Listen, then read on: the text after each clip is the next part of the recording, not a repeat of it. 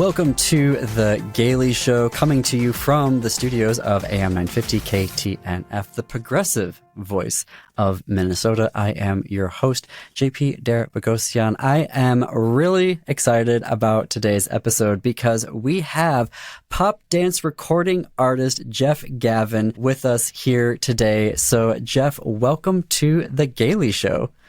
Thank you so much for having me. Hello, everyone. And congratulations to you on your new album, Magic. Tell us all about it.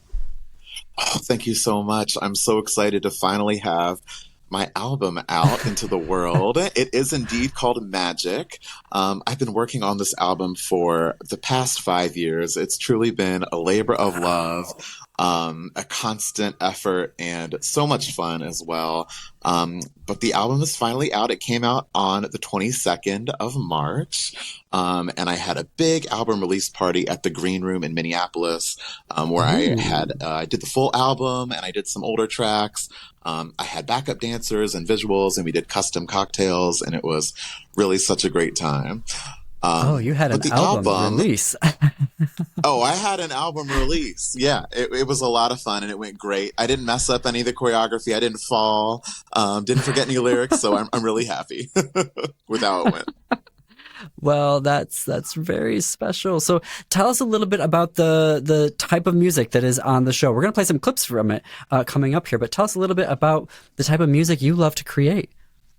Absolutely. So I've always been a dance pop artist, and this album is absolutely dance pop. I think it's some of the best songs that I've ever written.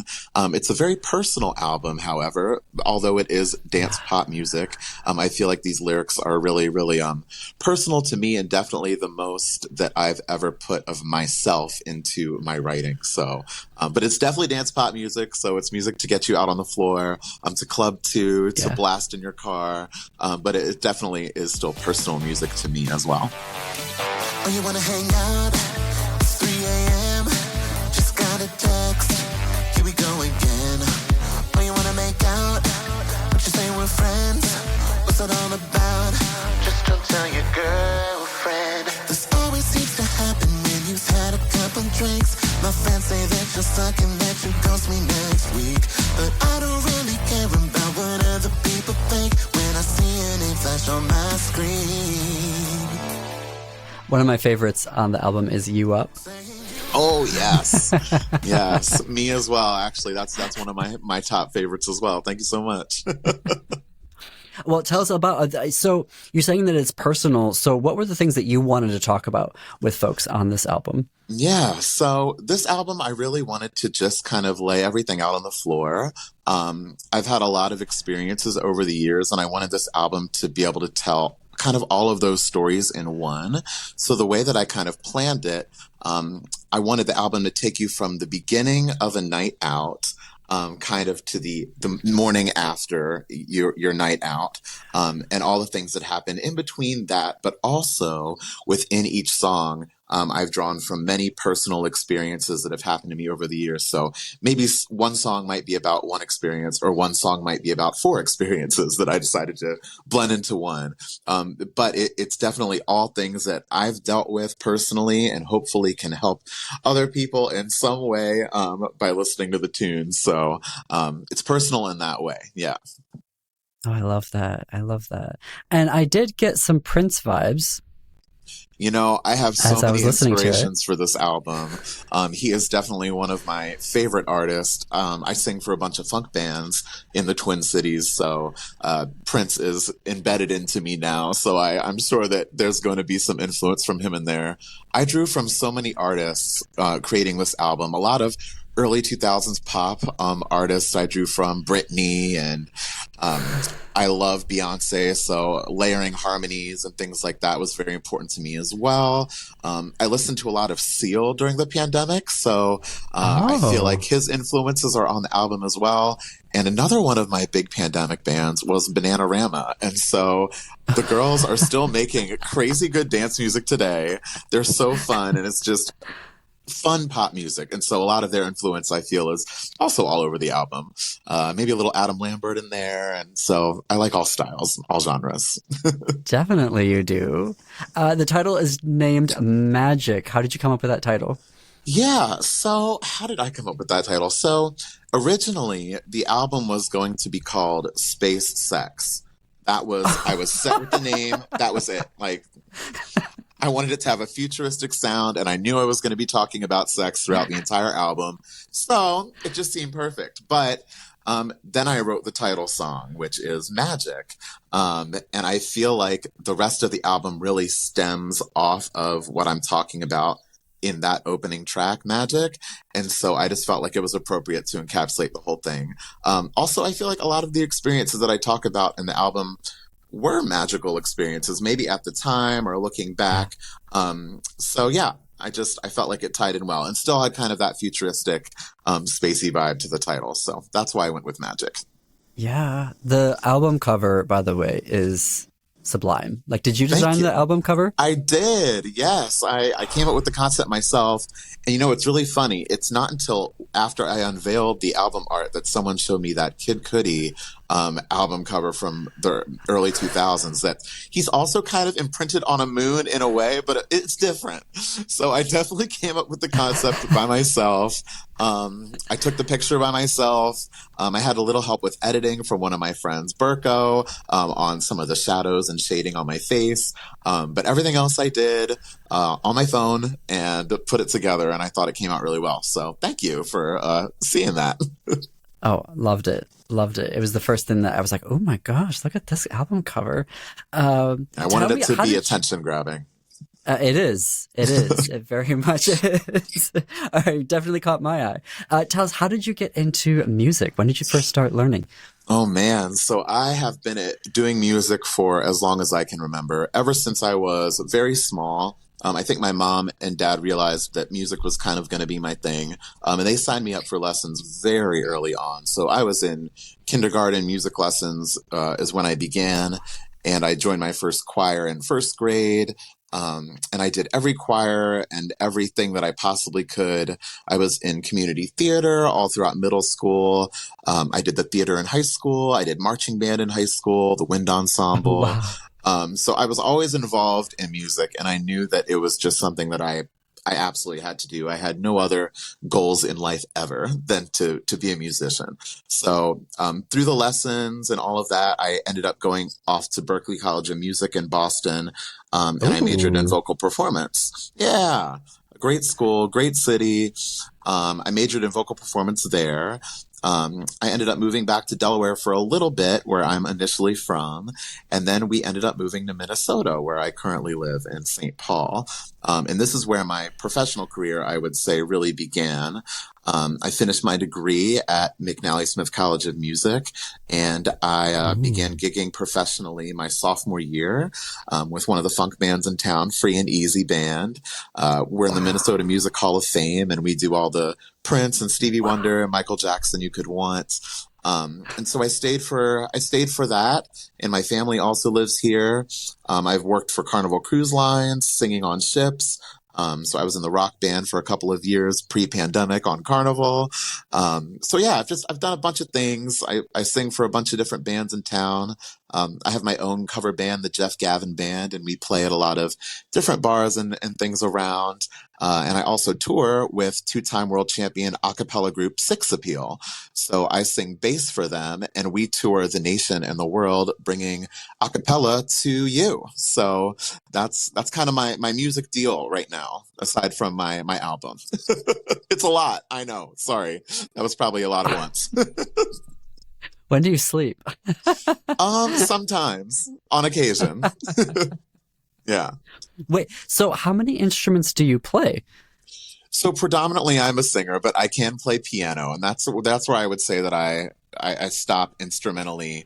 I played drums a little bit in high school. I was on the drum line in marching band, but overall I can play piano, but singing is definitely my main thing. But I will say, I do have enough piano skills that I do lay out all of my demos for all of my songs before I send them to a producer. So all of the ideas are mine. I come up with them myself, and I lay out a full demo, all instruments stacked, and I send that to a producer to flesh out. And then I'm fully involved in the production side of things when it comes to tweaks and ideas and adding in things as we go along. So I'm a hands-on artist. Despite being a vocalist. I feel like vocalists get a bad rap sometimes, like, oh, just a singer. But no, you got to be more than a singer. You got to be involved, which I definitely say that I am fully hands-on. Absolutely. Yeah, you got to have that creative control. You do. Speaking of creative control, what do you think is a queer aesthetic or a queer take on the music scene right now? Reword that for me. No, yeah. Like, what are queer folks, do you feel, bringing into music? Like, what is a queer perspective? Yeah. So I feel like overall, queer music has come so far. It's being so much more widely accepted by everyone everywhere. Even, I don't know, 10 years ago, I feel like there weren't nearly this many LGBT plus artists out. I feel like especially in the African American scene, I see a lot more male artists coming out, and it inspires me because I want to push myself to be just like them. I had a friend from Berkeley, Vincent, who's doing incredible things in the community. We've got guys like Tadrick Hall who are blowing, the lid off the community. It's really impressive. And to see the general public adapt lingo and things like that. We even have drag queens having singles that the general public is accepting and loving. And so it's really funny to see the progression, and also really exciting to see the progression. And now we have, even JoJo Siwa now releasing her single Karma with her new rebrand kind of taking over. It's really impressive. It's impressive and cool to see. So I think there's a bright future for LGBT music. I think it's really exciting. So, do you have queer diva that is, there's so many like who is your musical diva? Is it like Celine, Madonna, Cher, Whitney? My diva is Beyonce. Has always been, will always be.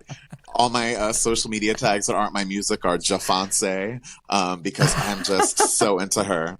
I think she can do it all. She's so versatile. She's in charge of her craft. She's so much more than a singer. She likes to be that hands-on artist. And so that's what I really look up to. Not to mention her insane performance skills that I try to model my whole life after. So yeah, Beyonce is my favorite. Well, do you like the new album? I love the new album. Yeah. I wasn't sure what I was going to think. I mean, I do love country. My dad raised me on country music, so I'm not new to this. But I just wasn't sure what we were going to get, and it ended up being a pretty beautiful work of art. So I've been enjoying that a lot. That's wonderful. Yeah. It was. I didn't know either. I was like, what's going to happen here? And I loved it. Absolutely loved it. And it made me think, like, what can't Beyonce do? Like, seriously, at this point, like, what? Well, put out visuals, we have, like, apparently. Well, wait. And I mean, is it an added bonus that it's driving, everyone, MAGA conservatives, absolutely insane? Yes, that is an added bonus too. Yeah, I mean, I've been in the comment sections a little bit here and there, just putting in my 2 cents. But I do love to see the ripple effect. It's been rather exciting, and she's just getting started. So, just getting started. So. It's, we're here at the first weekend of May. Where are you performing this summer? Yeah, so I'm performing all over the place this summer. If we want to stick to my original music, my very next show is at Lush Lounge on May 17th. I've been offered to put on my own show at Lush, and I'm so excited. I have a new opener. Her name is Slavana Davis, another pop dance artist out of the cities. And we also have DJ Palm Butter on the bill, who is a house music DJ who is going to absolutely bring down the house, no pun intended, at the end of the night. And in between, I'll be doing my full album as well as a couple of other tunes with my backup dancers, and it's going to be a lot of fun. So you should come out to Lush Lounge on the 17th of May. Fantastic. And how do folks connect with you on social? If you want to find me, you can find me at Jeff Gavin Music. I'm on TikTok, I'm on Instagram and Facebook, and that's where you can find me, and that's where I will post all of my updates of what's to come. Well, I love this. Jeff Gavin, you are a friend of The Gailey Show, so whenever you've got new music coming out, you have a standing invitation to come back here. We'll talk all about it. I enjoyed this very much. Saying you up, baby, you up. I have an extended interview with Jeff on our YouTube channel or everywhere that you stream your podcast, as well as on am950radio.com. Check us out there and for additional clips from Jeff's new album, Music. What about my heart? It's going numb, but you're so hot, and I'm so dumb. Oh, this always seems to happen when you've had a couple drinks. My fans say that you're stuck and that you ghost me next week, but I don't really care about what other people think. Now open at the Walker Arts Center is Keith Haring Art is for Everybody, a major exhibition on the life and work of queer artist Keith Haring. This exhibition features more than 100 of his artworks, including video from his residency that he had at the Walker 40 years ago. My executive producer, Jim Pounds, and I, we got to attend the media preview. And while we were there, we got to talk to the senior curator at the Walker, Siri Engberg, the curator and exhibitions manager at the Broad in Los Angeles, Sarah Lawyer, and Gil Vasquez, the executive director of the Keith Haring Foundation. Here they are on what the exhibit means and their thoughts. I'm excited to show audiences the breadth of Keith Haring's practice and to really let people see that beyond what they may recognize as the radiant baby or the barking dog and those images that are really suffusing popular culture, you're also seeing an artist who is a passionate activist, who was involved in many social issues, but who was also someone who just celebrated life and community and collaborative, energy with other artists. So I think it's a show that really shows us an artist who was a real catalyst in bringing people together and, making change. It's amazing. It's amazing. And I have to sing Siri's praises. It looks really, really great here. And I'm just really thrilled for the exhibition to reach this additional audience here in Minneapolis. I think the whole thing came together really well, but I love the additional local touch of highlighting Keith's residency here and the mural and the work that he did with youth, because that was such an important part of his practice also. Everywhere he went, no matter where he was invited for an exhibition, he would always find public space to do something out in the public for the public, and always made time to work with kids and really foster that creative spirit in young people, and I think that's just so important. What it means to me is I'm a huge fan of full circle moments.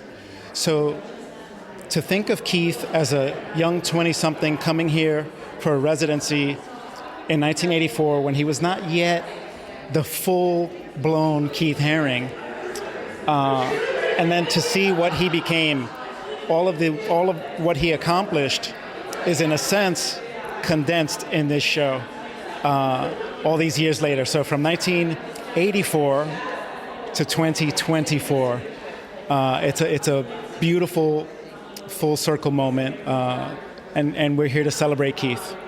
I grew up in New York City. I first encountered the work on the subway. I didn't have exactly the context of what it was because he was using ad space, and New Yorkers for the most part try to tune that kind of thing out, but these drawings drew your eye. and they were mysterious. They were not signed. It was not selling something. So that's the first time. That's my first exposure to Keith Haring. I later learned about him. I saw his work on the cover of a Malcolm McLaren album. I found out that he had worked with Run DMC. I was a huge fan of Run DMC.